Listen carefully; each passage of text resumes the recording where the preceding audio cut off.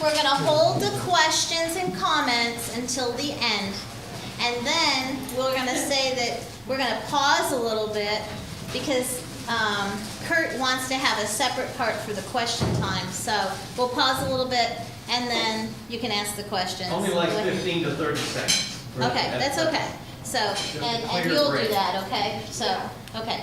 So, and I might say, would you like some questions? Yeah, just remind me to stop. Do you know how long your presentation is? About 35 minutes. Okay, good. That's perfect. Okay.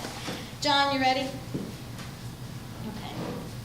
Well, welcome everybody here today. We are very lucky again. We get some of the best guest speakers here.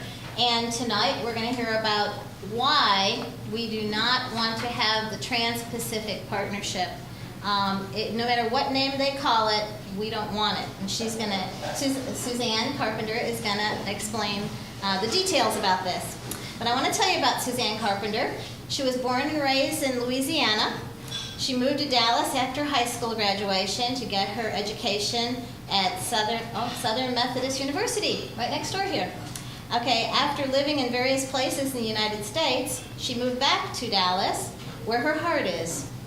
She became politically active in 2009 and met my sister, Michelle Imbergia. So you always have impact, you wouldn't even believe where, but you know, talking to people and meeting people. And my sister told her about the JBS and how active they still are in Dallas. And she ended up connecting up with the JBS again, which is the John Birch Society, because her father had been a John Birch Society member and his whole life. So she remembered that, and trust me, these roots go deep, because I came from a similar background, and that's why it was so cool to meet with her, another person that was like a lifelong JBS person. She's an accountant by profession, but her true passion is in educating others so that we can save this wonderful republic. And we got to remember, because I just saw somebody who's actually starting a new group, and they're talking about the democracy. We got to save the democracy. Well, first of all, we're not a democracy, and we're a constitutional republic. And this is so important. It's not just being nitpicky. It really tells the whole story of what we are, and it's so unique in the history of mankind. So, like she says, this wonderful republic, America, truly the promised land. So, please welcome Suzanne Carpenter.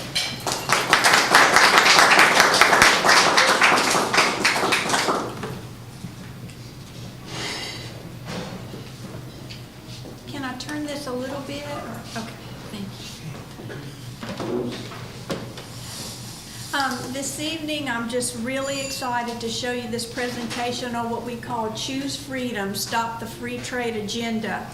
And I'll explain a little later on what we mean about the free trade agenda.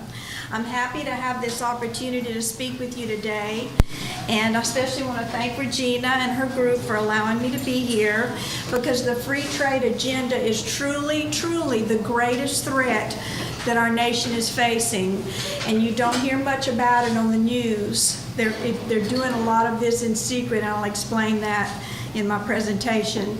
The free trade agenda threatens our nation's independence and all of our personal rights and freedoms as well. And this threat is coming on fast, with crucial votes expected in Congress this year and next year. So we have really got to band together and work against this. You're not hearing much about the downsides of this free trade agenda because it's being promoted both by President Obama and many leading Republicans.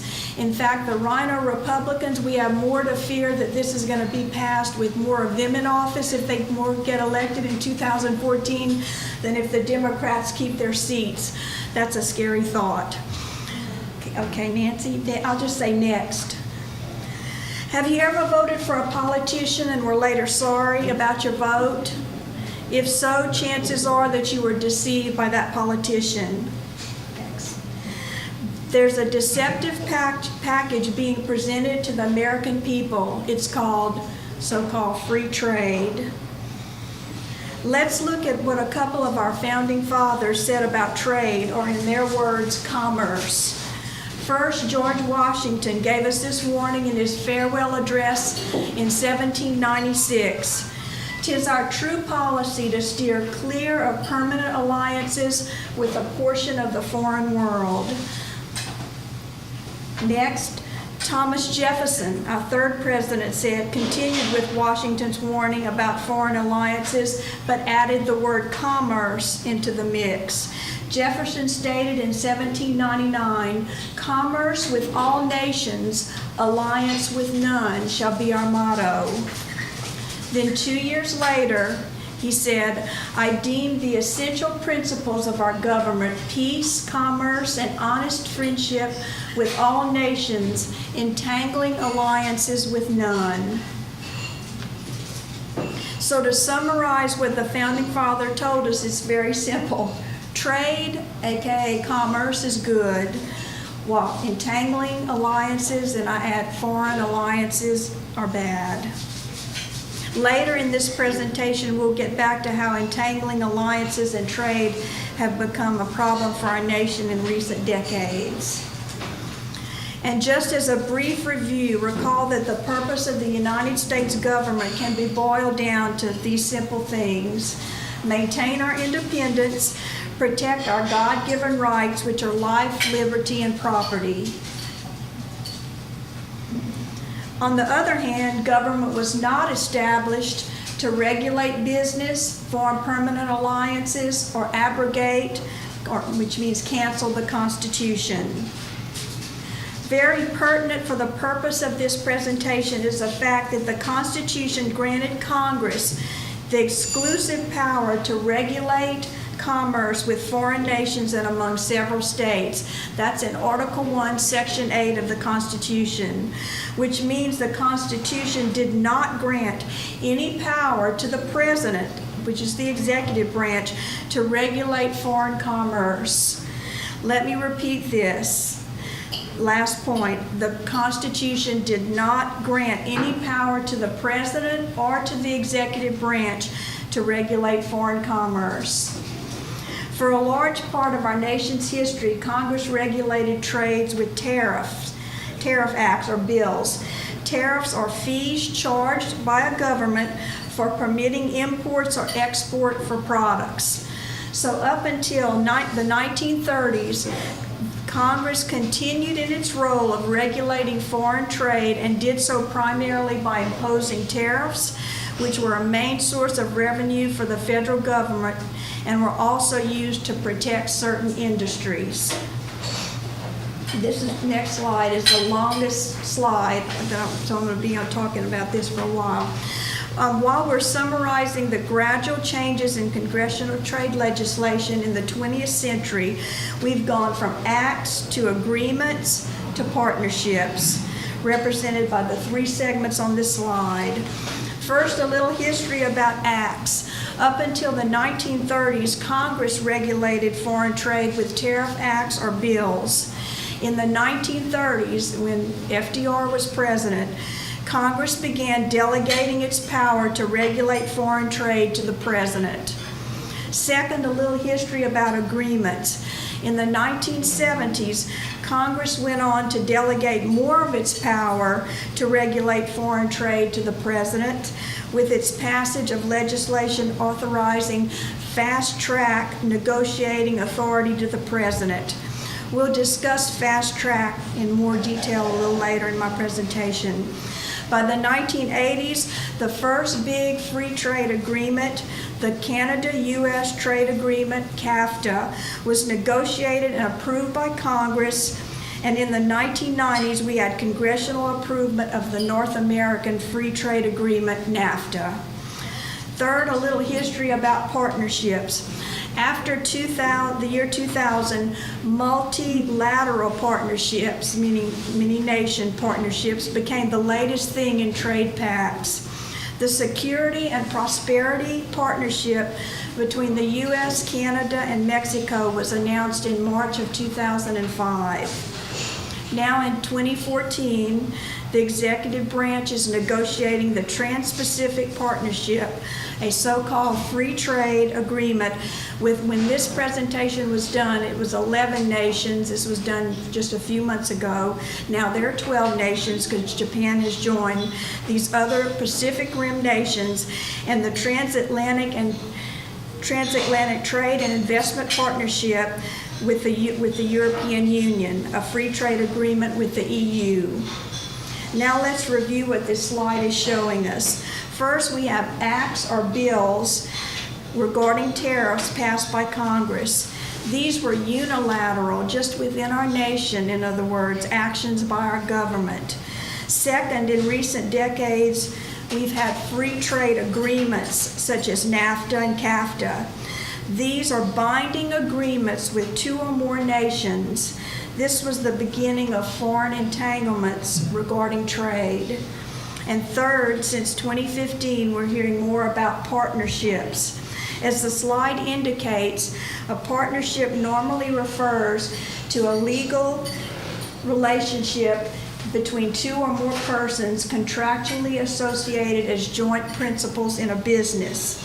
When you apply the word partnership, however, to legal relationships between two or more nations, you can see implications of the governments of these nations being joint principals in governing their block of nations. The government leaders using this partnership terminology are deliberately implying the development of more and more foreign entanglements between nations to the extent that they're planning on the economic and political integration of nations involved in the Trans-Pacific Partnership, called the TPP, and the Transatlantic Trade and Investment Partnership, TTIP, mentioned earlier. Political integration always follows economic integration. That's something we really need to remember. Okay, Nancy. At this point, let's go back to discuss what free trade is.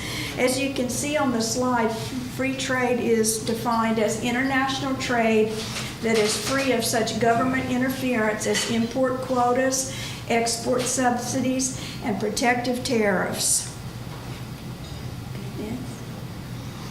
In 1776, Scottish economist and moral philosopher Adam Smith published The Wealth of Nations, which established a new trade policy, free trade, that featured the reduction of tariffs and regulations on trade. In this presentation, we're not criticizing free trade policy as established by Adam Smith. However, we do criticize the present-day free trade policy that consists of negotiating complex trade agreements or partnerships between two or more nations that reduce tariffs, but that also include provisions for managed trade, as well as for many other entanglements that have nothing to do with trade. We call this the free trade agenda. Let's move on to an example of free trade deception, that of Europe, and the steps that led to the now EU. Beginning in the 1950s, many European political leaders, with the assistance of many American foreign policy establishment leaders, helped negotiate a series of free trade agreements among European nations. The first agreement was for the European Coal and Steel Community in 1952.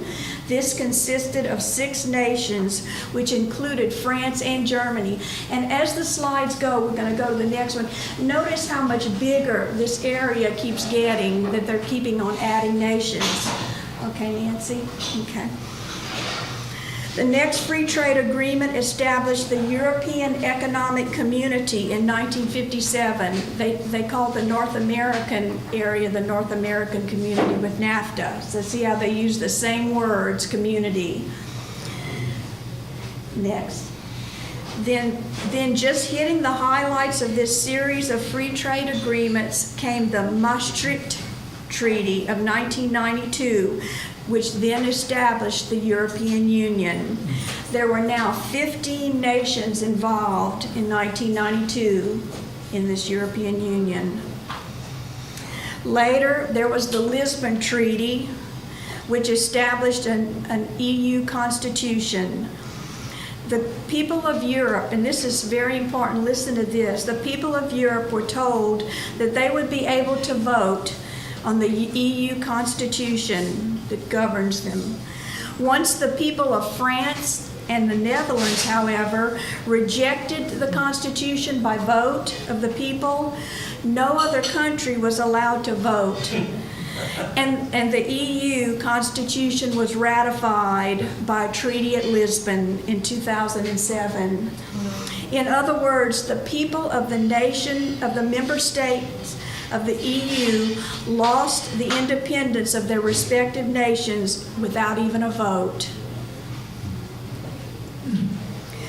Now, as of 2013, the EU has 28 formerly independent European nations, which are now called member states. These member states are virtually under the complete control of the European Commission, the European Parliament, the European Central Bank, and the Court of Justice of the European Union. This is out of Brussels. Every nation that has been added to the EU, every nation has lost its independence without a vote of the people. This slide shows how many different agreements, I don't know if you can see it, and treaties that have been signed since 1951 to build the European Union. There are quite a number of these, and each step was a little salami slice made to look harmless until the European socialists had accomplished their goals of a supranational government of Europe. You might wonder, how were the Europeans deceived into giving away their independence regarding the building of the European Union? Bernard Connolly, who was a former high official, so he supported it originally of the EU, said this in 1996.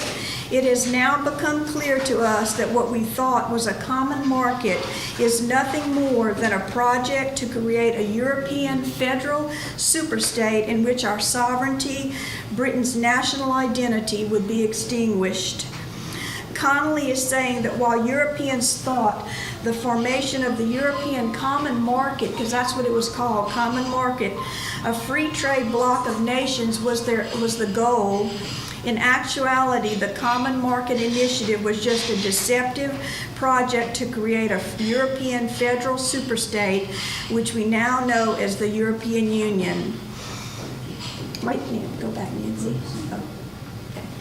I wanted to read another guy that was actually on the side of the European Union.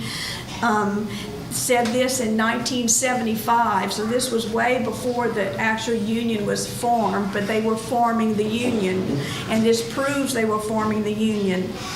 Arnold J. Toynbee, British historian for the Royal Institute of International Affairs, that's the sister organization, by the way, in England to the CFR, so you know they're great guys, stated in the RII Journal, International Affairs, that it is, quote, "It is just because we are really attacking the principle of local sovereignty that we keep on protesting our loyalty to it so loudly.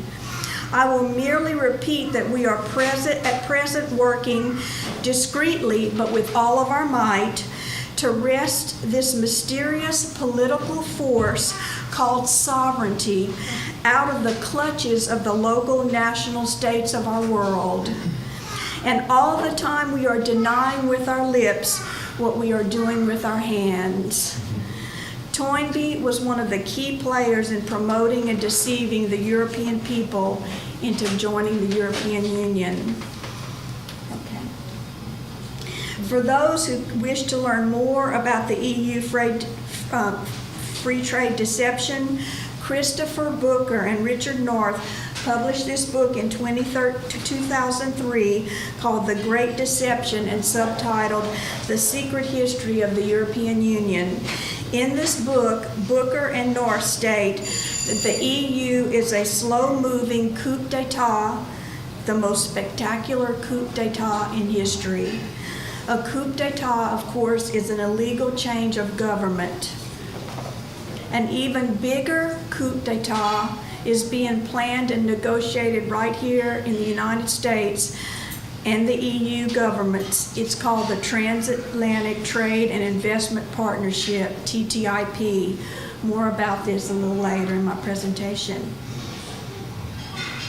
Now let's look at some of the transition in American trade policy which have made the free trade agreements of the past few decades possible. Beginning in 1787, the Constitution, of course, gave Congress the power to regulate foreign trade. Congress began to delegate trade policy authority to the President in 1934. Then Congress ceded even more trade policy authority to the President with fast-track authority in 1974. Fast track, this is just a brief description. It's the enabler of the free trade agreement agenda. This means that Congress gives the President authority to negotiate trade agreements. Fast track requires Congress to vote completed agreements up or down within 60 days with no amendments and no filibusters. Fast track has been in effect in 1974 to 1994, and then stopped, and then started again in 2002 to 2007. And of course, you see, as of now, it is not in effect, and we need to keep it not in effect. This slide shows here's a graphic showing the years when fast track authority it's now being called Trade Promotion Authority. So fast track and Trade Promotion Authority are the same thing. The gray bars on this show the years when fast track was in effect.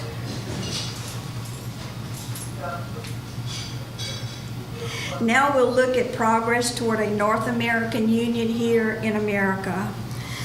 In 1979, then presidential candidate Ronald Reagan kicked things off with his announcement of his strong support for a North American Accord, which in hindsight we can now see as the embryonic proposal for a North American Union.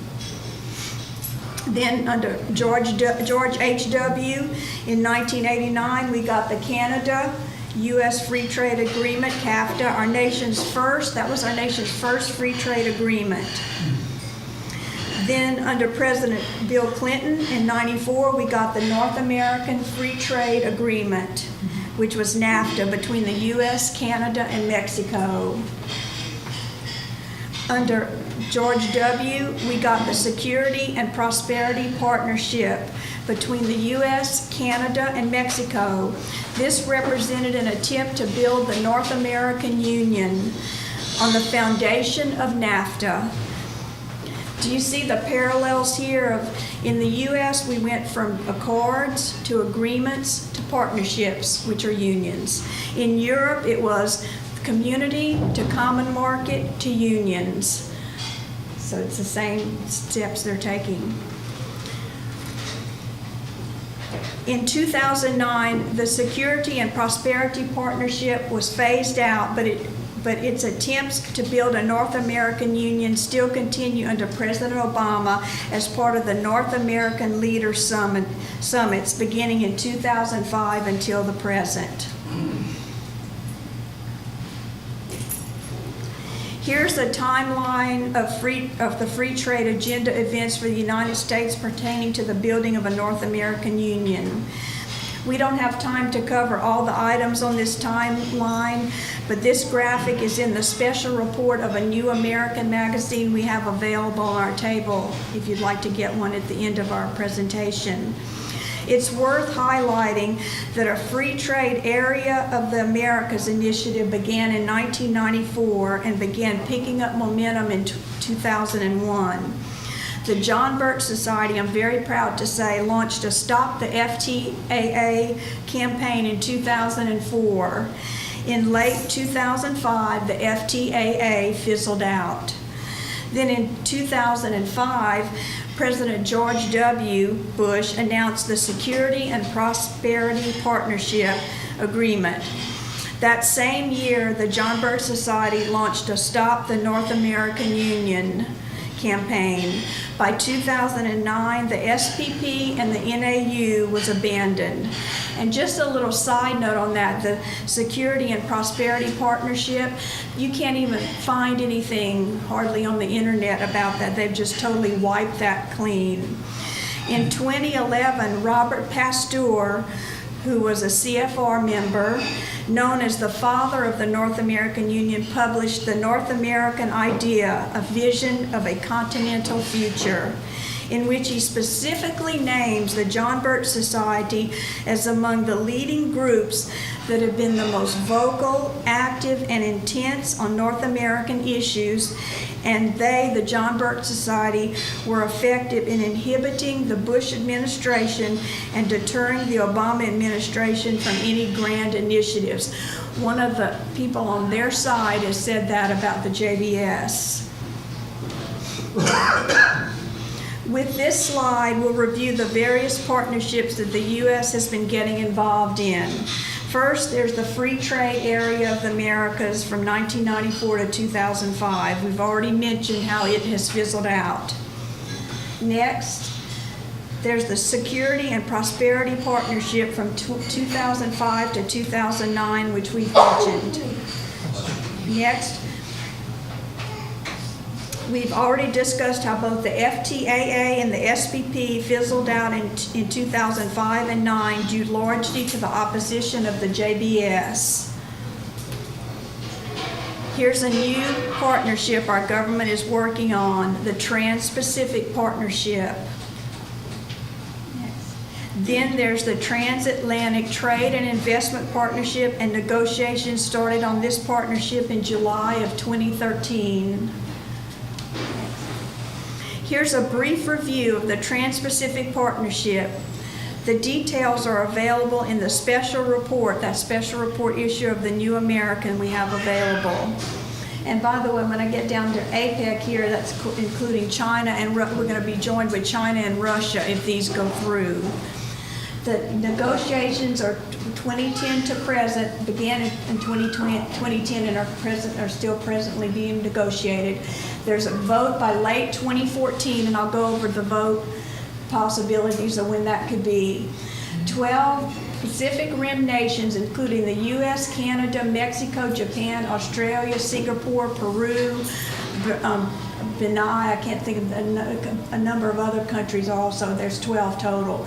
EU-type bloc for the Asia-Pacific region is what this is, and it's leading to economic and political integration of all 21 nations of APEC, including China and Russia.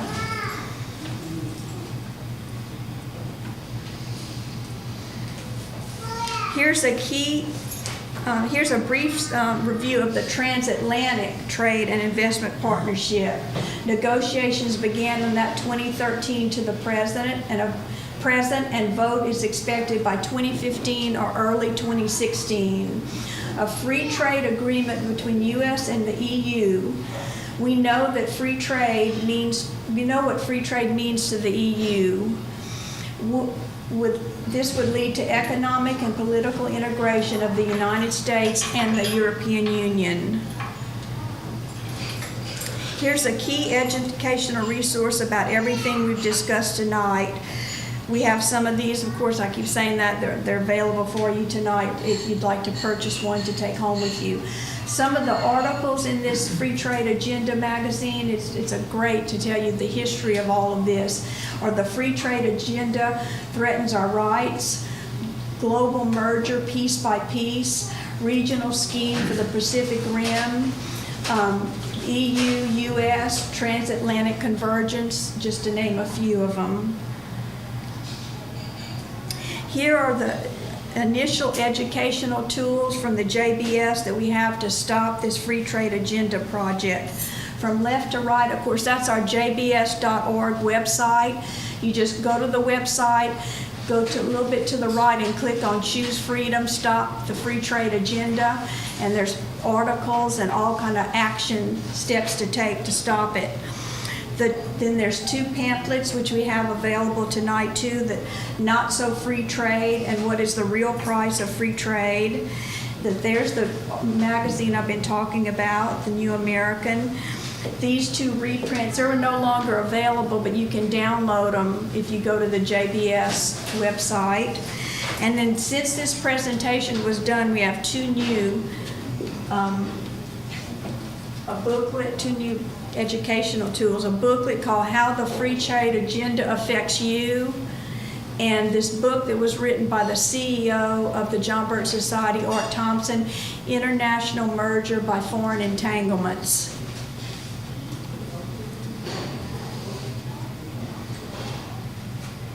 This slide tells you how you can stop the free trade agenda. First, these trade deals threaten our national independence, our freedoms, and our economy. You can educate others with the tools on the previous slide, provide leadership to groups in your area, and you can get more information from the Choose Freedom, Stop the Free Trade Agenda page on the jbs.org website. We also would love you to refer other people and other groups to us to show this so that we can stop this. The bottom line is that sufficient grassroots opposition must be generated to convince Congress not to approve the Trade Promotion Authority, which is a probable vote. Y'all don't need to write this down because I'm going to have a little flyer. Actually, I'll pass them out now. Each take one of those. That a vote on this TPA is expected in the lame duck session possibly in the lame duck session after the 2014, you know how they do that to us when those lame duck sessions, or early 2015. Then we need to convince Congress not to approve a Trans-Pacific Partnership and then convince Congress not to approve a Transatlantic Trade and Investment Partnership. Vote on the Transatlantic Partnership is expected in late 2015 or early 2016. A bill reauthorizing Fast Track, now known as Trade Promotion Authority, has been introduced in Congress, and a vote is expected sometime this year. The Trade Promotion Authority bill must be defeated because most experts agree that no free trade agreement can be passed without Trade Promotion Authority in effect. In fact, no trade agreement that's ever been passed in the United States has ever passed without Trade Promotion Authority. So we need to call our congressmen and senators and say, do not vote for this Trade Promotion Authority. We invite you to join us to preserve our national independence, our personal freedoms, and our economy by working to stop the free trade agenda. And here's where to go for more information, to jbs.org. Thank y'all. Oh, thank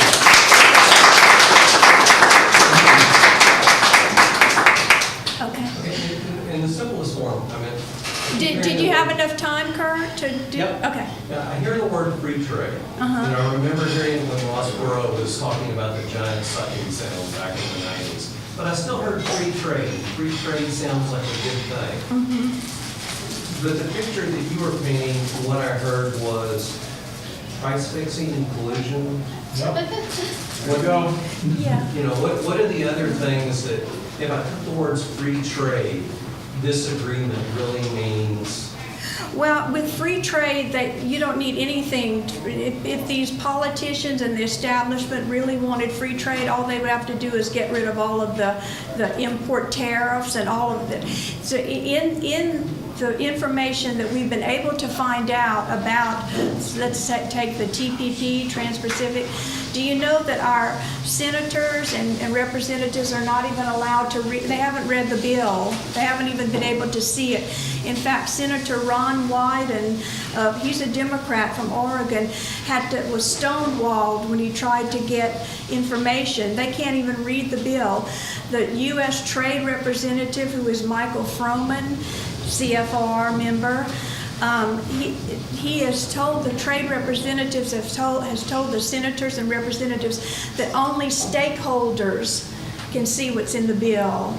In other words, who are some of the stakeholders? We don't know all of them because it's secretive, but what's leaked out from, say, WikiLeaks and other people that have been able to leak information is that Halliburton, they can actually go to the website and see everything in the bill. Multinational corporations like GE, all of those guys. See, these bills are written for these multinational corporations who are part of the establishment elite. So they're eventually going to drive small and middle class business, medium-sized businesses out of business, and that's what they're designed to do, so that all of these multinational corporations have monopolies. They've also found out, to answer more of your question, Paul, that out of the 29 chapters that are in the TPP, only 5 of them deal with trade. The other ones talk about climate change, sustainable development, the military, and homeland security. What do those have to do? Can anybody tell me here what that has to do with trade? Of me trading with another person? Here, I'm trading my napkins for your straws or whatever. So, yeah, they use free trade because, the normal person, who would be against free trade? It's like the Affordable Care Act. It's their words, the words they use. Yes. Anybody else? John has a question. Oh, John, I'm sorry. Are we not seeing all of this agenda coming to us through treaties? Isn't that the way that they're getting this stuff done? Yes, that's a good point, but these are not, I'm glad you brought that up, John, because these are not treaties. You see, a treaty is only ratified or not by the Senate that requires 2/3 of the vote. These are agreements, so it requires less votes, a majority vote in the Senate, but also the House has to vote on it by majority vote.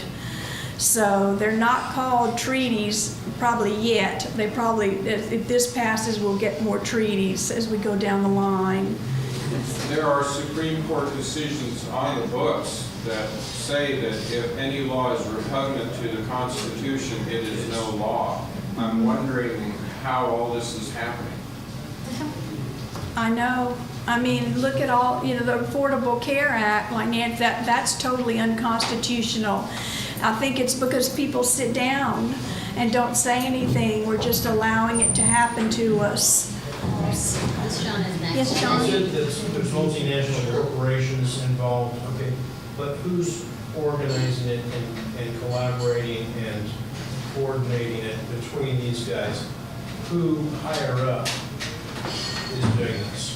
I believe the people in the Council on Foreign Relations that are in our government and higher echelons of our government, and also many of them that we don't know behind the scenes are orchestrating this. I mean, when you look... Names? Michael Froman, who is our U.S. Trade Representative, he's one of them, so... The usual suspects, But John has another question. This is actually a comment in response to across the aisle here. Okay. In 1997, retired Brigadier General Benton K. Parton gave a lecture on the program of the Third International, in which he stated that the end game of communism would be tailored to appear to be the end times prophecies of Christianity, so that it would handcuff many Christians from reacting to the one world government. Yes. So if we want to just keep it purely political, we could take it from the program of the Third International. Right.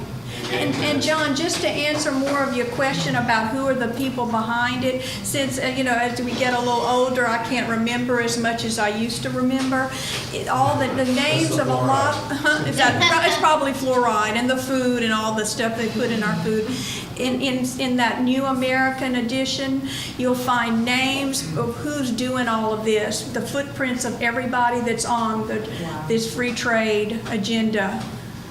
Saeed had something for you? Saeed? Yes, just like you said, all of these trade promotions, it's very, very bad for the world and the Oh, right. countries. Yeah. Because they put, Right. just like we said, put the people out of the business. Yes. I remember, I used to go tailor my suits. There's no any more tailors. That's Because they're true. coming from China, now they Right. are taxi drivers. Right. Can you believe? Yeah, no, it's true. And then the consequences is very, very, very far more than Right, the human can imagine. right. It That's is, it is true. true. Yeah. It is One true. other short comment. Okay. And I think we have to look at the meaning behind UN Agenda 21 and what's written on Yes. those Georgia Guidestones, that Right. once they make most of the world very poor, then what do they need them for? Now's the time Right. to just execute billions of people, and they will do that if they get into that position. And one thing I want to make, one statement I want to make too about this, you know how they're trying to push the the Constitutional Convention? That's mainly really, guys, I know y'all seem to be so informed, but that's coming from the left. The left wants to get a Constitutional Convention so that they can rewrite our Constitution. Very dangerous. The comment I want to make about this, though, y'all, is that if these pass, these two things, they won't need to even do a constitutional convention. Remember what happened to the European people? They'll rewrite our constitution and put us under the laws of the UN through these.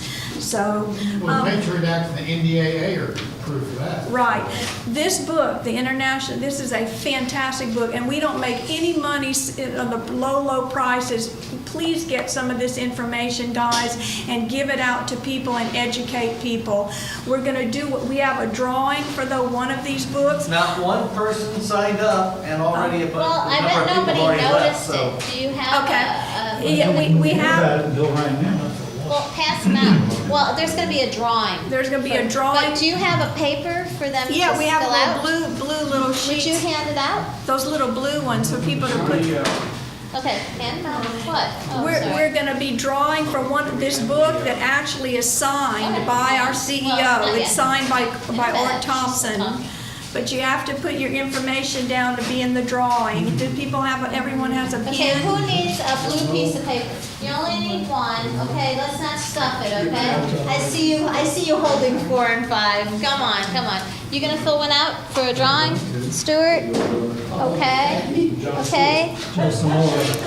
Okay, let me tell you something, guys. Listen, Bill Cherry is one of my heroes, and he's a leader in the John Birch Society. And I asked him years ago, "Oh man, when do you stop fighting?" And he says, "It wasn't. When are you going to stop fighting?" And he goes, "If I knew it was going to be over at midnight." At 1 minute to midnight, I'd still be fighting. And this is what's so important. There have been things that have been stopped because of people doing something, you know? I mean, so really, folks, this is terrible, okay? And the press has so misaligned the John Birch Society, and I think they've done such a number on people's minds that people think, poorly of the John Birch Society. Well, look what they did with the Tea Party when the Tea Party started, except they're much harder on the John Birch Society because the John Birch Society It's gets on these kind of issues that the Tea Party doesn't even touch upon. Really. We're their enemy. The JBS is the enemy of the conspirators. It's true. They're the ones that they even coined the word the conspiracy for years ago. And what a conspiracy is 2 or more people colluding in secrecy To do evil. evil. Right. So it's the truth. But now if you say conspiracy, And like none of you're this not. is evil, right, guys? Right. This It's is so good obviously for evil. us. And the bad guys, I remember I was 11 years old and we were writing letters to people saying, "We know you're in the CFR." They denied the CFR existed. They Right. denied the Trilateral Commission existed, just like they deny so many things. And then it comes out, and then what they do is they say, "Oh yeah, New World Order, that's a good thing." They used to deny that they were trying to bring about a New World Order, and so then what they did is they flipped it. So now they talk about it as though it's a wonderful thing. We'll be able to unite together and everyone will have more. And we know that that's not And true. we'll sing Kumbaya. Yeah, right? kumbaya, isn't that the truth? Well, just remember one thing, Another thing that the John Birch Society did a lot is they showed the Communist Manifesto, the 10 planks of the Communist Manifesto, and we are far down the road of all of them, and the In last fact, one all says, 10, I mean, yeah, all and 10 they have been would read. integrate through this and this and this and this. Read it. It's and that's what they used to give out a whole lot 30 years ago, and the people are going to fall like fresh fruit, you know? It's not necessarily going to be taken over the way people think it is. It's people signing up for these things, you know? People saying this is a good idea. So, beware, read the stuff. I think it's 25 cents they're selling the, which is really, this is another concept that the John Birch Society always told me too, is it's kind of the truth. When you give something away totally for free, people don't respect it as much. It's like, yeah, give me 5 of those or 10 of them. But for 25 cents a piece, you might think a little, you put your $1 down for 4 of them, and that then maybe you'll move them forward. Okay, so 9/11, that's the other thing too that happened. Okay, we're over. Thank you for coming. Do we have we're gonna do the little drawing? Oh, whatever. I'm like, I'm not sure. It's like 9 o'clock, isn't it? What time is it, Stuart? Did everybody get 9:02. their little drawing thing in here? Okay, yeah, let's do the drawing. Did everybody turn in a blue slip that wants to?